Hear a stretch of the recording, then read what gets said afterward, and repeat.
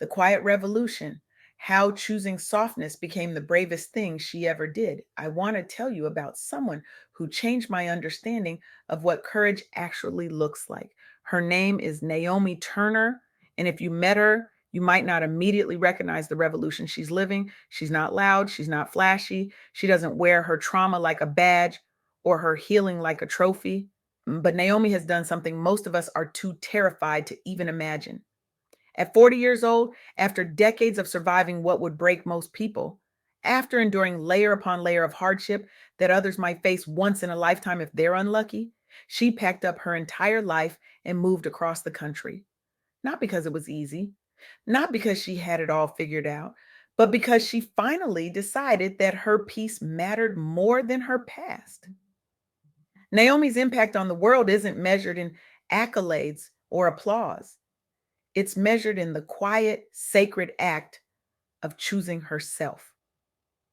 And in doing so, giving permission to countless others to do the same. She's proof that healing isn't selfish, it's revolutionary. Let's talk about something we pretend not to notice. Resilience has become a trap, especially for Black women, especially for those of us who've been handed this script that says strength is the only acceptable way to exist. We've been told to be strong so many times that we've forgotten we were also supposed to be human. And here's the uncomfortable truth: the cape we've been wearing, it's not a gift, it's a weight. And after enough years, it stops feeling like protection and starts feeling like a prison. I see this all the time in the women who reach out to me through soft girl era. They've survived abuse. They've buried loved ones. They've been betrayed by people they trusted. They've worked themselves to the edge of collapse while raising children, leading organizations, holding families together, and carrying entire communities on their backs.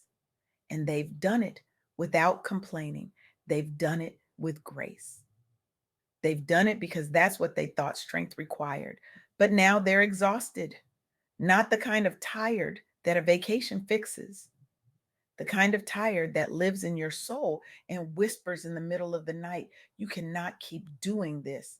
But here's what Naomi taught me, and what I need you to hear today: resilience through trauma doesn't mean you have to be unbreakable. It doesn't mean you never crack. It means you choose positivity and productivity even after enduring multiple layers of hardship that most people will never experience once, let alone repeatedly.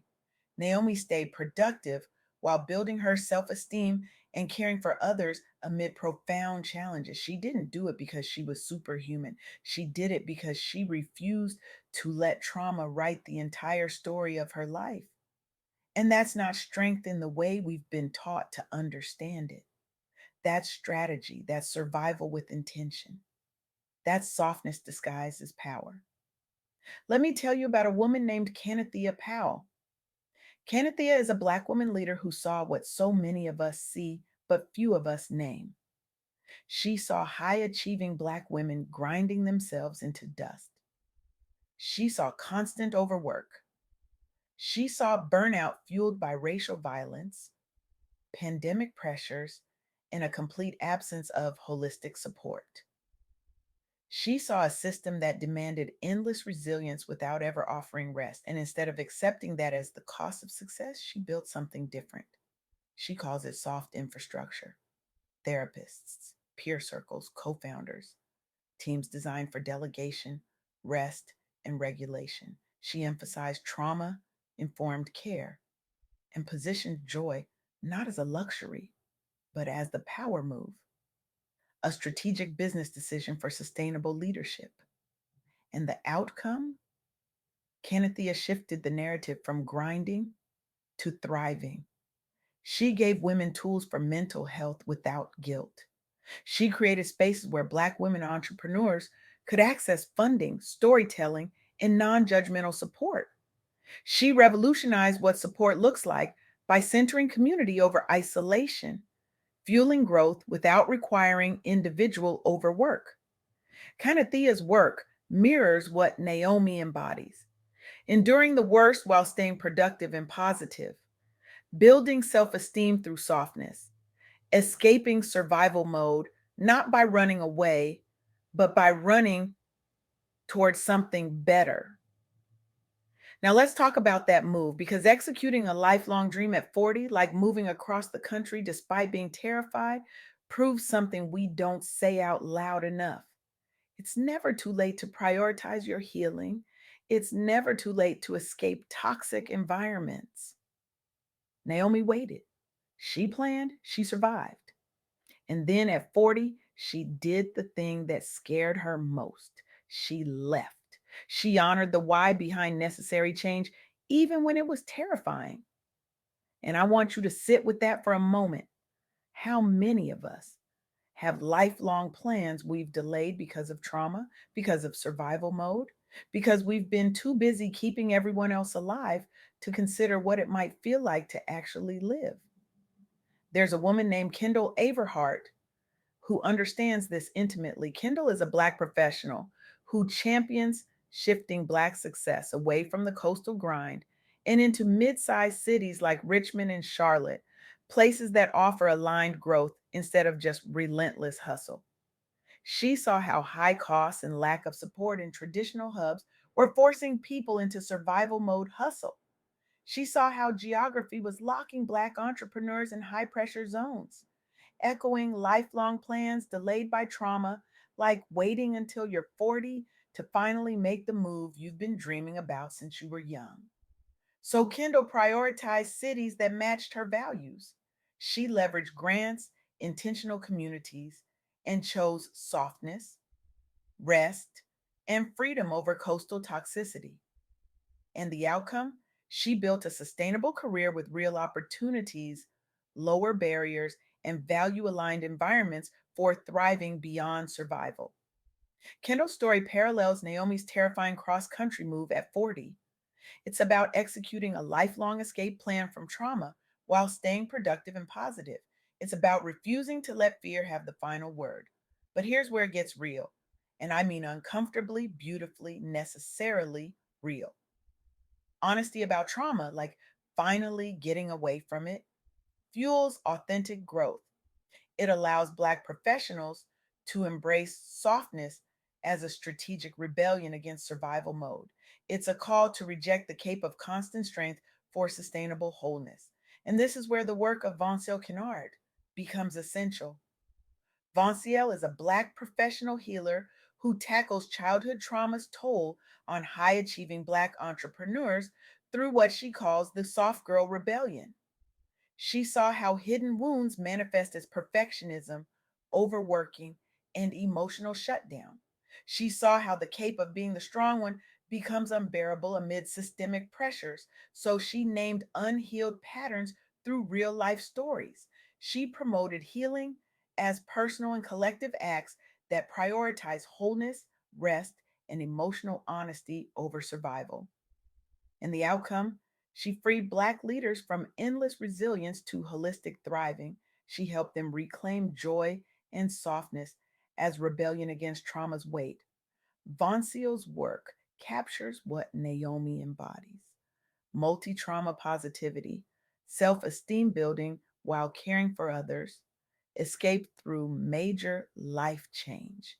It's about finally admitting that you're tired and that being tired doesn't make you weak. Now, I know what some of you are thinking. This sounds nice, but I can't just quit my job and move across the country. And you're right. Not everyone can. Not everyone should. But that's not the point. The point is this: what's your version of Naomi's move? What's the one thing you've been delaying because survival mode told you it wasn't practical? Maybe it's not a cross country move. Maybe it's a boundary with your family. Maybe it's rest ritual you've been putting off. Maybe it's finally saying no to the role you've been playing at work, in your community, in your own home.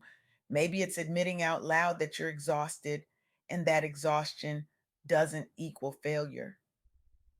Because here's the truth we don't talk about enough: softness is not weakness, softness is not giving up. Softness is the most strategic decision you can make when the world has spent your entire life trying to harden you. Softness is how you survive without losing yourself in the process. Softness is how you build a life that doesn't require you to be in crisis mode just to feel productive. Softness is the revolution we've been waiting for, and it starts with you. And I want to be clear about something. This isn't about aesthetics. This isn't about bubble baths and face masks. Though if those things bring you joy, please do them. This is about a spiritual, emotional, and mental recalibration. This is about shifting from constantly grinding to finally grounding in joy, peace, softness, and self prioritization. This is about dropping the Superwoman cape and realizing that the real power was never in the cape. It was in you. It was always in you. You just forgot because you were too busy saving everyone else. Naomi's story and the stories of women like Canathea, Vonciel, and Kendall remind us that healing isn't linear. It's messy, it's terrifying. It requires you to confront the parts of yourself you've been too busy to acknowledge, but it's also the most sacred work you'll ever do. Because when you heal, you don't just change your life, you change the lives of everyone around you. You give permission, you model possibility. You show other women that they don't have to wait until they're broken to choose themselves. So here's what I want you to do. And I mean, really do, not just think about doing. I want you to identify one lifelong plan you've delayed because of trauma or survival mode. One thing, it doesn't have to be big, it doesn't have to be dramatic, but it has to be yours. Maybe it's setting a boundary you've been avoiding. Maybe it's scheduling rest without apology. Maybe it's saying no to one more responsibility that isn't yours to carry. And then I want you to execute one small step this week, no matter the fear. Build accountability by sharing it in a trusted circle. Honor your softness as the strength to finally get away and thrive. Because here's what Naomi taught me, and what I hope you carry with you long after this moment. You are not required to carry the weight of the world on your shoulders. You are not required to be strong all the time. You are not required to survive at the expense of your joy. You are allowed to rest. You are allowed to heal. You are allowed to choose yourself without guilt, without apology, and without explanation. And when you do, when you finally put down that cape and step fully into your soft girl era, you'll realize something beautiful. You were never weak, you were just tired. And now you get to be free. Now you get to be soft. Now you get to be whole. And that is the quiet revolution the world has been waiting for.